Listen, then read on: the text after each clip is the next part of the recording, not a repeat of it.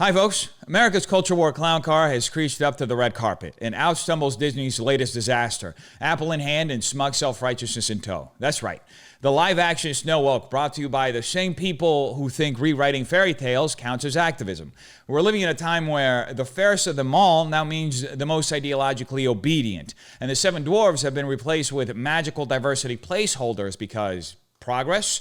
The left went from shouting representation matters to whispering, actually, let's CGI you out of existence. And somehow, in the middle of this mess, Disney cast two actresses on opposite sides of the Israel-Hamas conflict, wrapped the story in feminist buzzwords, and gave Rachel Zegler a megaphone to trash the classic stories she's paid to headline, as well as share her vitriolic hatred for anyone who doesn't agree with her extremist leftist opinions. So, buckle up, because these clips that we're going to watch today aren't just cringe. They're proof that every time Hollywood injects radical Marxist ideology into classic American culture, they shoot themselves in the face and churn out products no one actually wants to watch. Now, for a bit of context, the original Snow White and the Seven Dwarfs was released in 1937, and it wasn't just Disney's first full-length animated feature. It was the first of its kind, period. Walt Disney took a massive gamble on the project, pouring what was then an astronomical budget into what critics mockingly dubbed Disney's folly. But the risk paid off. Snow White became a cultural phenomenon, earning over $8 million during the Great Depression and paving the way for the entire Disney empire. It showcased groundbreaking animation, introduced iconic characters, and proved that audiences were hungry for heartfelt, imaginative storytelling. Simply put, Snow White didn't just launch a film. It launched Disney's legacy. And the film didn't just revolutionize animation, it reshaped culture. It proved that cartoons could deliver sweeping emotional narratives that resonated across generations. Snow White introduced the Disney princess archetype, setting the standard for beauty, innocence, and kindness in popular culture for decades. Its music, characters, and visual style became instantly iconic, influencing everything from fashion to theme park design. Snow White herself became a global symbol of fairy tale magic, and the film's success cemented Disney as a dominant cultural force. Its legacy helping define how generations of children understood heroism, romance, and morality. Now, over the past decade, Disney has made it their mission to churn out live-action remakes of its classic fairy tales, an effort that's felt less like creative revival and more like ideological repackaging. Instead of honoring the timeless charm of the originals, these remakes are often bloated with modern political messaging, awkward rewrites, and box-checking diversity that feels more performative than purposeful. From The Little Mermaid to Peter Pan and Wendy, the results have ranged from forgettable to outright box office disasters, with most failing to resonate with audiences or come close to the cultural impact of their original animated predecessors. All that being said, the one thing Disney has so far accomplished with these live-action remakes is to transform timeless storytelling magic into soulless corporate lectures wrapped up in CGI. So when Disney announced its live-action Snow White remake, it came as no surprise to fans of the original or anyone paying attention that the studio would once again pull the same stunt it had with its previous remakes, gut the classic, inject it with modern ideology, and hope nostalgia would do the rest. But what no one could have predicted was just how far the film's lead, Rachel Zegler, would go to torch any chance of success before it even hit theaters. No longer 1937. She's not going to be saved by the prince. She's not going to be saved by the prince, and she's not going to be dreaming about true love. She's dreaming about becoming the leader she knows she can be, and the leader that her late father told her that she could be if she was fearless, fair, brave, and true. The original cartoon came out in 1937, and very evidently so. There's a big focus on her love story with a guy who literally stalks her. Yeah. Weird. So we didn't do that this time. I was scared of the original cartoon. I think I watched it once and then I never picked it up again. I watched it for the first time in probably 17 years. The cartoon was made 85 years ago, and therefore it's extremely dated when it comes to the ideas of women being in roles of power. These comments made by Rachel Zegler over a year before the movie's original planned release sent the production into a tailspin, and for good reason. When your lead actress is openly mocking the source material of a $300 million legacy project, you don't just have a PR problem, you have a credibility crisis. Disney was attempting to market this live-action remake as a beloved fairy tale reimagined for a new generation, but Zegler's press tour sounded more like a TED Talk on why the original Snow White was offensive, outdated and apparently terrifying to her delicate sensibilities. Now, Zegler frames the film's reinvention as progress. She says, she's not going to be saved by the prince. She's dreaming about becoming the leader she knows she can be. Now, I think it goes without saying, that's not progressive. It's just plain old cliche. The idea that women can't be strong and have a love story is not feminism. It's lazy writing disguised as empowerment. What she's offering isn't a deeper take. It's a reductionist rewrite that swaps character depth for political checkboxing. There's nothing revolutionary about replacing timeless storytelling with the same generic girl boss template slapped on every reboot since Brie Larson blinked twice in Captain Marvel. Then there's her charming assessment of the prince as a guy who literally stalks her. It's not analysis, it's just bad faith snark dressed up as critique. If you're interpreting a fairy tale kiss based on mythological and romantic storytelling traditions as stalking, you're not engaging with the film's context. You're projecting modern cynicism onto a story that predates Instagram by, about 8 decades. Her framing reeks of smug superiority, not insight. Zegler then said, the cartoon was made 85 years ago and therefore is extremely dated when it comes to the ideas of women being roles of power. Classic straw man, attacking an oversimplified version of the original to justify torching it. Snow White was powerful, just not in the modern cultural Marxist Hollywood sense of swinging swords and giving speeches. The original character embodied kindness, resilience, and grace under pressure, traits that carried weight in the story and resonated across generations. But to Zegler, if a female lead isn't marching into battle or running for office, she's apparently not valid. And let's not ignore the irony here. She says she hasn't watched the film in 16 or 17 years and was scared of it as a child. So the person handpicked to embody one of the most iconic characters in animation history openly admits she has no emotional connection to it, and worse, disdain for it. That's not honesty. That's recklessness. Imagine casting someone as Atticus Finch and having them say, yeah, I hated To Kill a Mockingbird and thought the book was trash, but I'm doing my own thing now and getting my paycheck, baby. That would be bold. It would also be sabotage. And sabotage is exactly what it became. The clips of Zegler went viral, enraging not just conservatives or the usual anti-woke crowd, but lifelong Disney fans who felt betrayed by their smug tone and open contempt for the story they loved. The backlash was so intense, Disney had to push the film back by nearly a year and scramble for reshoots, desperately trying to patch the holes in a sinking ship. But this isn't just about Zegler's hubris. It's about the broader Hollywood disease of cultural vandalism, where studios inherit beloved intellectual properties, strip them of everything that made them timeless, and then scold the audience for not clapping. Instead of capturing the essence of Snow White, Disney handed the reins to someone who made it clear she had no respect for the story, the fans, or the legacy. So here's the reality. You can update a fairy tale without scorning it. You can modernize a character without mocking the one that came before. But if your starting point is, this old thing is dumb and offensive, don't be shocked when audiences aren't eager to shell out $20 to see what you slap together in its place. Zegler didn't just bite the hand that fed her. She sneered at it, called it problematic, and expected applause. What she got instead was the sound of a once loyal fan base walking away. But Disney's problems with Zegler didn't stop there, because she had this to say last year during the actors and writers strikes.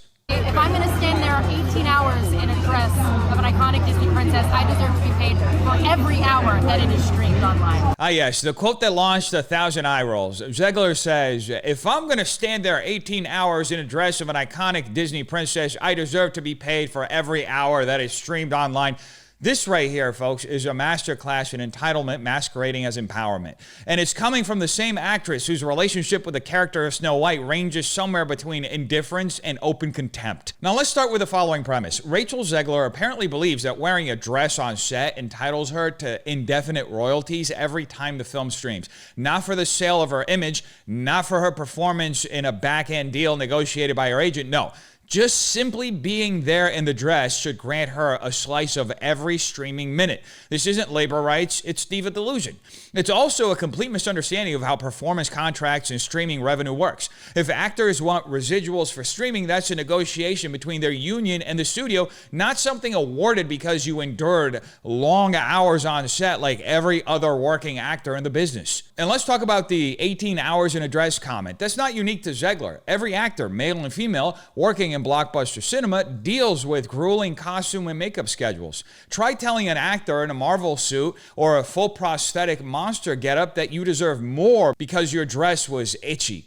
The irony here is that this complaint is coming from someone who happily signed onto a legacy role, got paid handsomely, and is now publicly scorning both the character and the fans who actually care about it. But here's the real kicker. This isn't about fair pay. It's about control. It's about a young actress trying to reframe herself as a crusader for justice while actively trashing the job she was hired to do.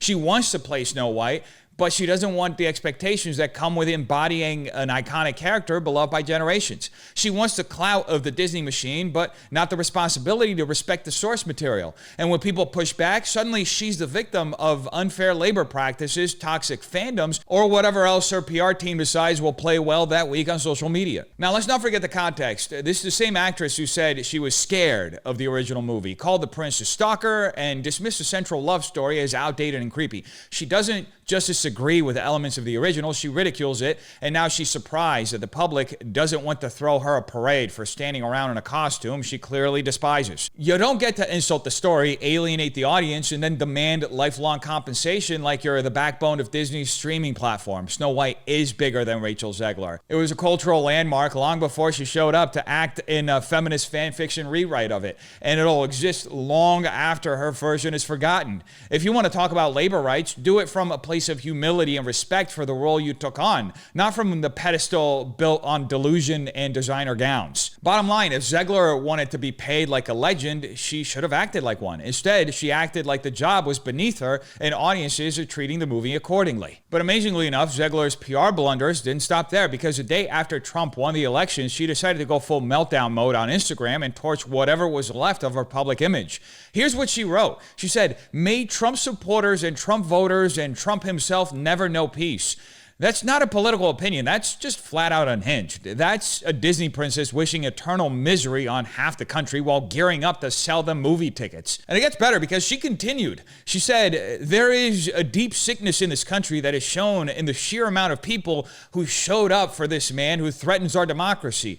Get the F off Elon's app, by the way. The F are you doing? Very regal. Very empowering. Nothing says fairest of them all like incoherent rage posting, declaring half the nation mentally diseased, and parking orders at people using social media. If this was Disney's idea of a role model, no wonder they're too embarrassed to give the movie a proper premiere. But the real kicker, she dragged her hypothetical daughter into it. She said, "Another 4 years of hatred, leading us towards a world that will be hard to raise my daughter in." First of all, what daughter? Second, if your vision of parenting starts with spewing hate at millions of people who disagree with you politically, maybe take a beat before lecturing anyone on democracy or peace. And of course, after the backlash hit like a freight train, she tried to walk it back. She said, "I let my emotions get the best of me. I am committed to contributing positively toward a better tomorrow." Right.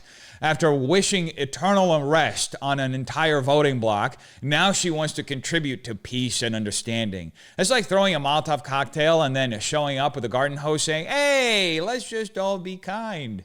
Friends?" Here's the bottom line. Zegler wasn't forced to say any of this. No one baited her into it. This was a voluntary, unprovoked, rage-fueled tantrum directed at half the country she's supposed to entertain. And to her credit, she wasn't alone. Liberals were losing their mind all over the place. Jamie Lee Curtis told Americans to fight. Jimmy Kimmel tried to cry his way through a monologue. And Hollywood in general behaved like democracy had just died because their guy didn't win. But Zegler stood out by being the most aggressively tone-deaf of them all, openly alienating the very people she needs to buy tickets so that her movie does well. For some reason, though, Zegler seemed hell-bent on tanking her own movie, almost like it was a challenge to see how far she could push audiences before they tuned out entirely. She kept doubling down with these bizarre, defiant, yet painfully try-hard posts, like one where she flips off the camera with the caption, "Respect women today and every day," because nothing says respect women quite like an angsty middle finger selfie that looked like it was ripped from a Tumblr account circa 2013. It's the kind of post that screams, "I have nothing meaningful to say, but I still want applause for being edgy." It's not empowerment. It's middle school rebellion in a $300 million Disney movies press cycle. And instead of course correcting, she kept leaning in, alienating fans of the original, antagonizing anyone to the right of Karl Marx, and acting like the movie was some kind of political battlefield rather than a beloved fairy tale. I think it goes without saying that none of this was bold. It was just brand suicide. And the irony is, If she had just shown a shred of humility or even basic respect for the role she was handed, none of this would have happened. But instead, she treated the character, the audience, and the legacy like they were beneath her. And now the only thing being reimagined is what Disney's next box office flop will look like. So I think it's safe to say that as we witness Snow White crash and burn at the box office, we're not going to hear that it was because of misogyny or trolls or right-wing outrage. No. It's going to be because Disney hired someone who actively despises their audience, who can't stop insulting them and thinks activism is screaming into the void on Instagram. This person isn't a princess. If anything, they're a cautionary tale to any aspiring actor out there. And just when everyone thought Rachel Zegler had run out of ways to sabotage Snow White, she managed to drag the Israel-Hamas conflict into the film's already chaotic marketing. After Disney dropped the trailer, Zegler posted it on X, thanked viewers for their support, and then tacked on the line, "And always remember, free Palestine." Like it was some kind of moral mic drop. Because, of course, when promoting a $300 million fairy tale remake, what it really needs is a wedge issue from an international war. Meanwhile, her co-star Gal Gadot, an Israeli citizen and former IDF instructor, had spent the year actively advocating for the hostages taken by Hamas during the October 7th attacks. She even organized a private screening of raw, disturbing footage filmed by the terrorists themselves to raise awareness among Hollywood elites. While Gadot stayed focused on the real-world tragedy and called for compassion, Zegler hijacked the children's movie promo to signal her politics and score internet points. And the backlash? Brutal. And from both directions. Pro-Palestinian activists demanded a boycott over Gadot's involvement, labeling her everything from Zionist propagandist to baby killer, while pro-Israel audiences condemned Zegler's tone-deaf stunt. One user nailed it. Disney had cast both a pro-Israel and pro-Hamas activist in the same movie, guaranteeing nobody wanted to watch it. That wasn't diversity. That was mutually assured box office destruction. Now, Gadot, to her credit, kept it classy, posting a quote from Martin Luther King calling for light and love. Meanwhile, Zegler doubled down with her usual cocktail of passive-aggressive captions and self-indulgent glamour shots. She even fired back at critics, saying Gadot was too beautiful to be jealous of her, posting a thirst trap with the caption, "The fairest," by the way, turning a centuries-old story into a petty social media spat. All of this came after months of buildup. Zegler bashing the original film, fans revolting over the removal of dwarfs. Yes, we didn't even touch on that. Back in 2022, yes, before Rachel Zegler had a chance to torch the legacy of Snow White on her own, Peter Dinklage decided to beat her to it by throwing the first punch at Disney. In an interview with Mark Maron, Dinklage called the entire live-action Snow White and the Seven Dwarfs remake effing backwards, blasting Disney for celebrating the casting of a Latina lead while still telling a story that, in his words, featured 7 dwarves living in a cave. Because apparently, when it comes to reimagining fairy tales, it's not enough to change the race of the princess. You also need to completely erase the existence of the original characters to pass the progressive purity test.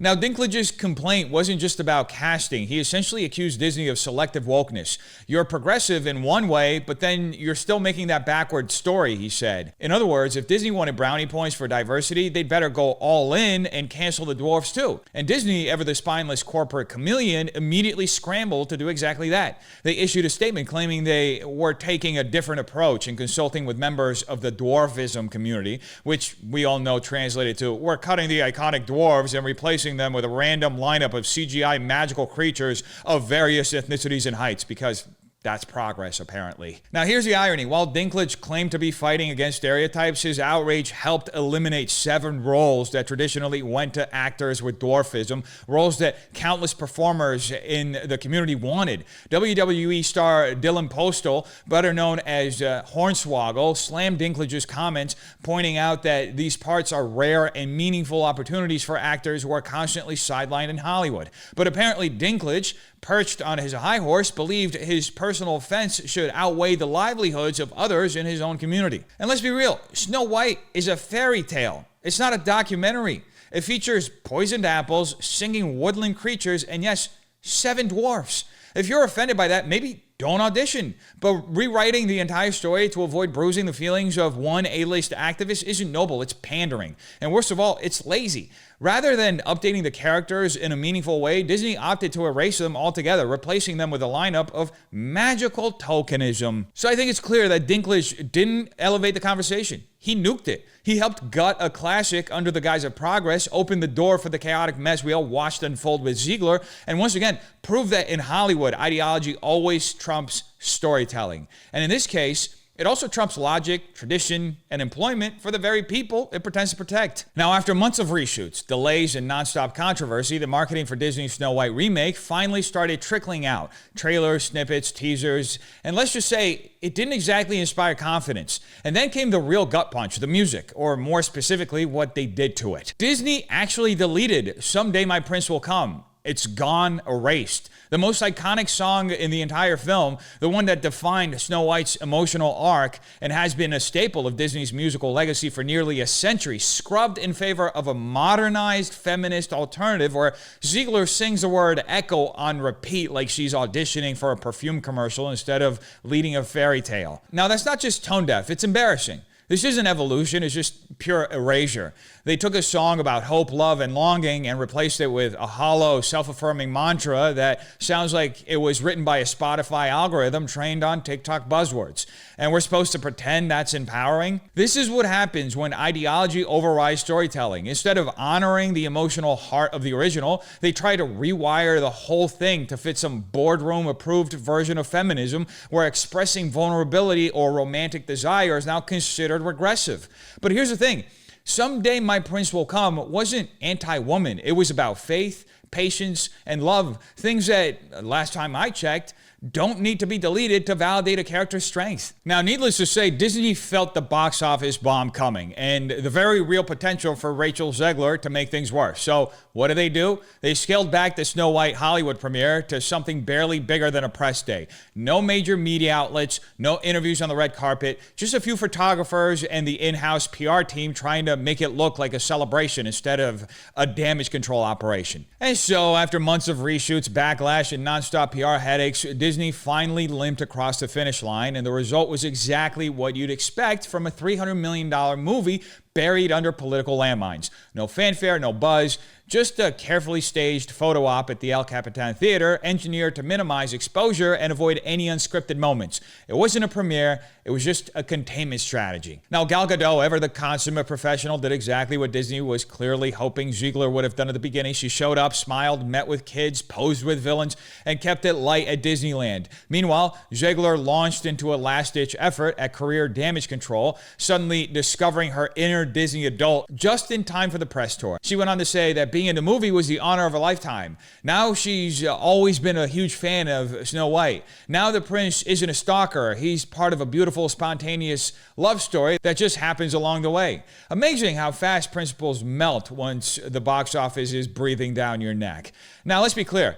This wasn't just a case of youthful enthusiasm. Zegler doubled down on every one of her arrogant, alienating takes until it became crystal clear the movie was in trouble. Then came the walkbacks, the photo ops, the overly polished magazine spreads, anything to pretend the last 2 years didn't happen. But audiences remember, and so do shareholders. Meanwhile, Disney quietly asked the UK premiere and kept media at arm's length because they know this movie isn't just a creative misfire, it's a PR disaster. The lead actress went to war with the fan base, the co-star became the target of international boycotts, and the entire press tour has been a tightly choreographed dance of damage control. And where does all of this leave us? Exactly where everyone except Disney saw this heading months ago, with Snow White stumbling out of the gate and face planting into empty theaters all over the country. We're talking abysmal ticket sales everywhere, across the board. Early projections now show it could perform worse than Dumbo, the last time Disney tried to remake a classic and forgot to add a soul. But Snow White,